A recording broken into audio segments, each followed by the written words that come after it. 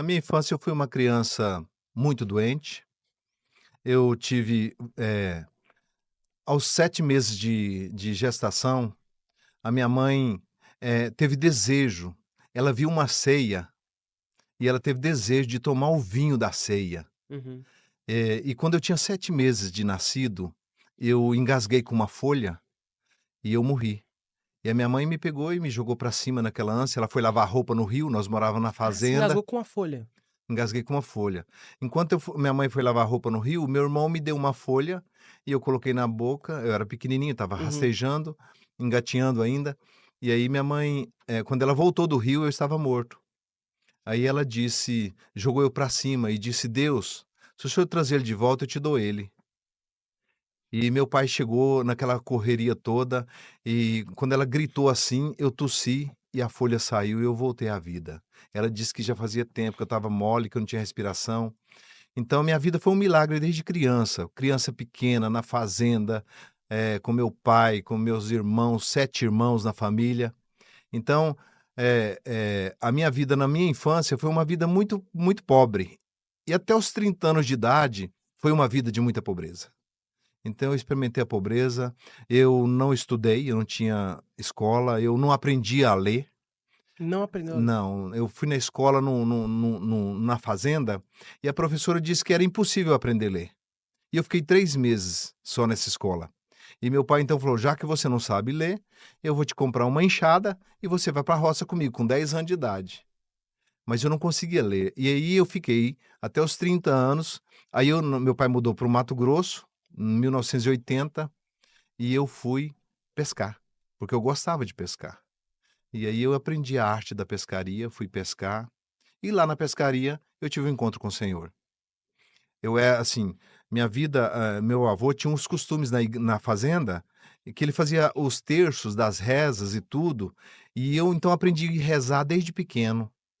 Então tudo que eu sabia é o que eu tinha aprendido com meu avô, de rezar e de orar, que tinha um Deus todo-poderoso. Desde cedo ele te ensinou isso? Desde cedo eu Sim. aprendi isso com os meus pais.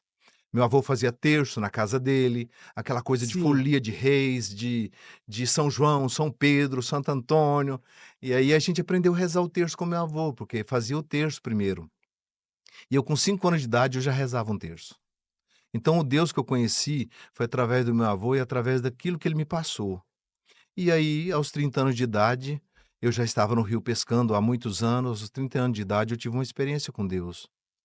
Morando tendo uma vida subhumana, uma vida terrível, morando na beira do rio, um barraquinho de sala, quarto e cozinha. Eu não tinha fogão, era fogão de lenha. A minha cama era feita de tijolo. E eu morava ali na beira do rio e pescava e comia o peixe.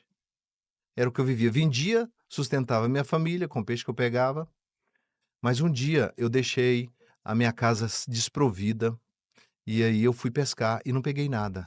E naquele dia, Nossa. então, decidi falar com Deus. Eu disse: "Eu quero falar com Deus". Eu comecei a chorar, porque imagina você, eu tinha 2 filhos, uma esposa e uma casa que eu não tinha deixado, um saquinho de arroz, uma lata de óleo, e 3 litros de leite para passar 15 dias, e desci para o Pantanal pescando.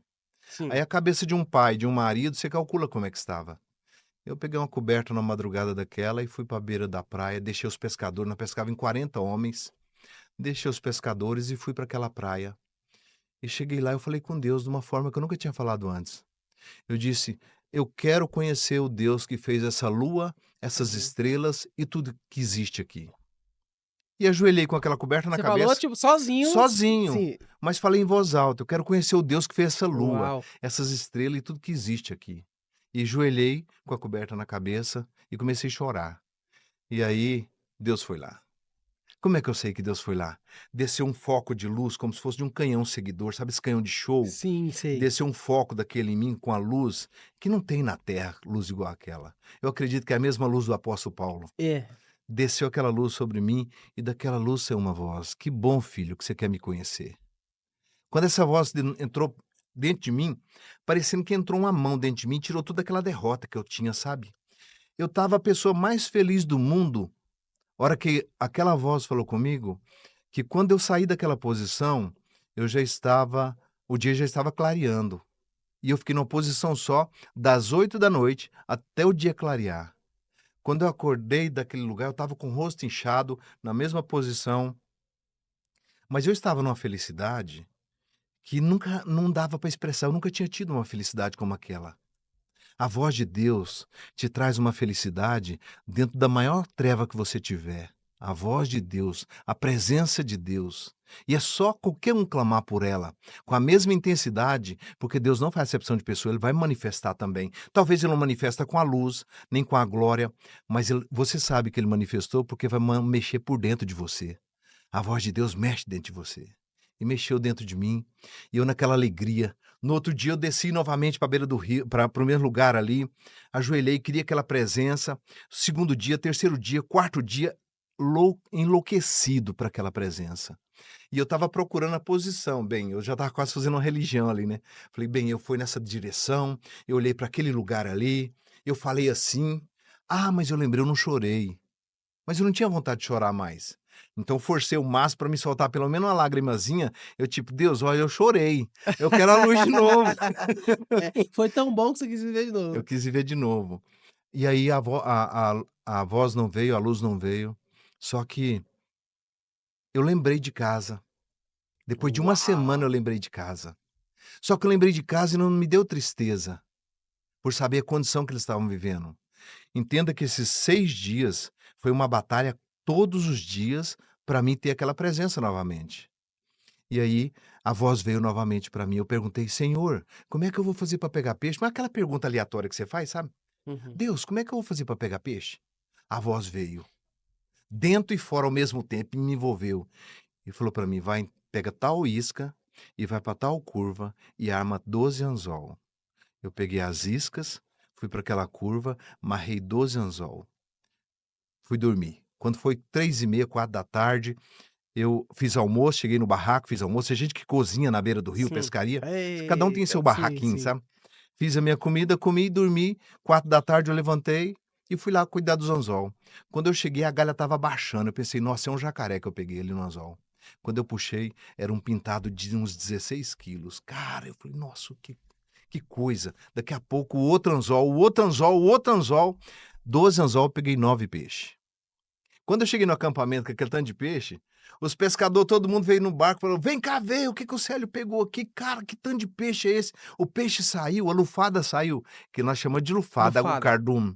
A Legal. lufada saiu, eu disse: "Não, não foi, você pegou em que lugar?" Eu falei: "Em tal curva." Os 40 pescadores desceu para lá, para a curva, para pescar. Ninguém pegou nada.